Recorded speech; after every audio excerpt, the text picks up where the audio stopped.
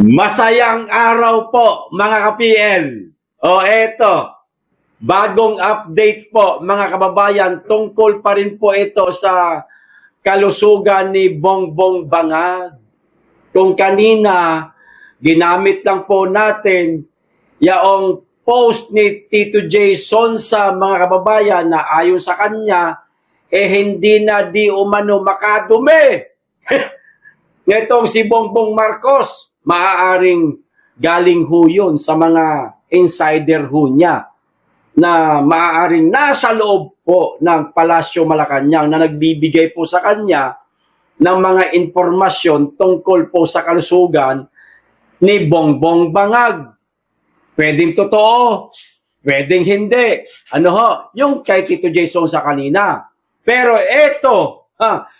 etong bagong impormasyon na natanggap po natin mga kababayan, di umano, mismong doktor po ng St. Luke's ang nagbigay ng impormasyon o update tungkol kay Bongbong Bangag at ibinigay pa sa mga media man, mga kababayan, na alam naman po natin itong mga media, naku po, matindi ito magpalaganap ng mga bali-balitang kaganapan po sa ating bansa, lalo na itong tungkol sa kalusugan ni Bongbong Bangag na gaano kaya katotoo ito, mga kababayan. Natameme po yung isang ali, hindi po nasagot ang katanungan ng isang media. Galing to sa doktor mismo ng St. Luke's. Ayun, natahimik yung isang ali. Malalaman po natin kung sino yung ali na yan, mga kababayan, matapos po nating panoorin itong video na ito. Pero unahin ko lang po muna, mga kababayan, itong na-post din po ni Boljakan o Maharlika.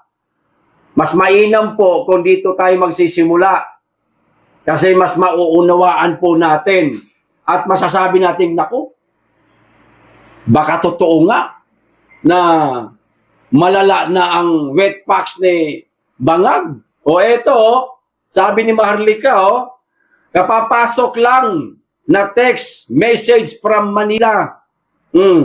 Sana pumirma na ang bulate. Yan ang caption ni Maharlika. Ito ho yung mismong text o message sa kanya. Sabi, sis, si Bangag nasa E. Rodriguez, St. Luke's, in pain. Naku po, mga kababayan, in pain. Naku po, Ito naman ang reply ni Maharlika. Sana magurgur na para matapos na kabangagan at pagnanakaw nila. Kita nyo na, Tungkol po ito sa nararamdaman ni Bangag, mga kababayan. In pain na po, sinugod po mismo sa St. Luke's. Pagkumparahin natin, St. Luke's, mga kababayan, ang sabi ho dito, nasa St. Luke's, Rodriguez, si Bangag. Ito ho ang sabi dito sa video panonoorin natin. Ito na. Din po kasi na message yesterday to some reporters saying the president's acute diverticulitis has deteriorated severely due to drug use. Nagkaroon din umano ng cyst and showed clear sign of perforation which could lead to a life-threatening complication if not addressed immediately. How true is this, ma'am? Anong source natin yan? May mga survivor lang po, ma'am, may mga naka-receive po sa iba sa amin from a unknown number. Kung unknown number yan, di unknown din ang source niyan. So kung unknown ang source niyan, so malamang gumagawa ng kwento yan. So huwag natin masyadong paniwalaan ng mga kumakalat sa social media nang walang hindi verified at walang ibang source. Yung kumalat po ay unknown source. Mayroon po akong source, doktor po ito sa St. Luke's. So siguro naman po ay credible ito. Although hindi ko siya pwedeng pangalanan for the obvious reason. Pero hindi po ba mas makabubuti kung magbigay na lamang po ng medical bulletin ang mga doktor? Kita niya. Nabara yung aling palengkera. Natahimik Ewan ko lang kung ano naging sagot niya rito. Mismong media na ho ang may sabi. Eto po. O credible source ito, malamang kung kanina, hindi totoo. Kung ito, galing mismo sa doktor ng St. Luke, siguro naman, credible ho ito. Di ba? Media, binigyan ng impormasyon ng doktor ng St. Luke's, mga kababayan. Imposibleng magsisinungaling. Yang doktor ng St. Luke's na yan, na siyang nakakaalam po kung ano ang tunay na kalusugan ni Bongbong Bangag. Hindi nga lang niya pinangalanan kung sinong doktor, no? At higit sa lahat, medyo putol ho yung video, kaya hindi nasabi kung ano na ang kalagayan ni Bongbong Bangag ngayon. Pero kung tagpi-tagpiin ho natin, mga kababayan, kanina sa post ni Tito J. Sonsa, hindi na di umano makadumi si Bongbong Marcos. Galing di umano yon sa kanyang mga insider na nasa loob po mismo ng Palasyo Malacanang. Tandaan po natin, Jason Sayan. May pangalan yan. Imposibleng walang credible source yung mama na yan mula sa loob mismo ng Palasyo Malacanang. Kaya niya nasabi na hindi na makadumi. Hindi naman siguro basta-basta magpo-post yan si Tito J. Sonsa kung hindi totoo na hindi na makadumi si Marcos. Maaaring may katotohanan nga na hindi na makadumi. So kung hindi na makadumi, butasan dito sa gilid, pansamantalang isasarado muna ang gate valve ng kanyang wet packs. hindi na magagamit pansamantala yan. Tsaka na magamit kapag magaling na yung mga operasyon sa loob ng kanyang wet packs, mga kababayan. At dito naman sa sinabi ni Maharlika, kakapasok pa lang daw ng text message sa kanya mula sa Manila na nasa St. Luke's E. Rodriguez Bongbong Marcos in pain, mga kababayan, in pain. O di ba, tugma na ron kay Tito J. Sonsa. At eto pinakahuli, yung video pinanood ho natin. Talagang sinabi ng media na hindi namin pwede pangalanan yung doktor ha. Pero natanggap namin yung impormasyon na ganun nga. Mismong doktor pa may sabi. Maliwanag na, mga kababayan. Wala nang dapat pang pagtalunan. Maaaring totoo nga. Etong balibalitang naoperahan, hindi na makadumi sa kanyang wet packs. Kinakailangan ng gamitan ng bag dito. O hindi pa ho natin makikita basta-basta yan.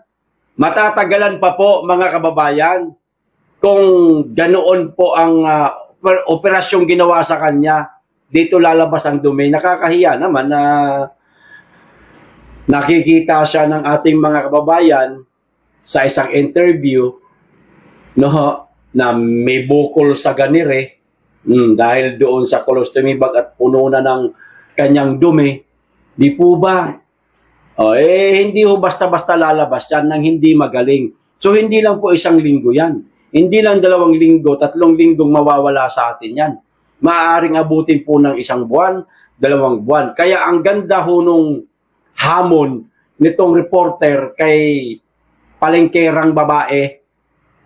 Bakit din na lang po natin ilabas kung ano talaga ang tunay na resulta sa presidente? Bakit ayaw niyong sabihin sa publiko? Itatago ho nila yan, mga kababayan. Yung resulta, kay Bongbong Marcos, yung katotohanan, itatago ho nila yan. Bakit? Natatakot ho yan sila na baka sumigaw ang taong bayan, mag-ingay tayo at sabihin na, oy, hindi na pala ito physically fit. Kinakailangan na pala nitong bumaba na muna sa kanyang pwesto, di kaya meron munang hahalili sa kanya, walang iba kundi ang pangalawang Pangulo, Inday Sara. Isa ho yan.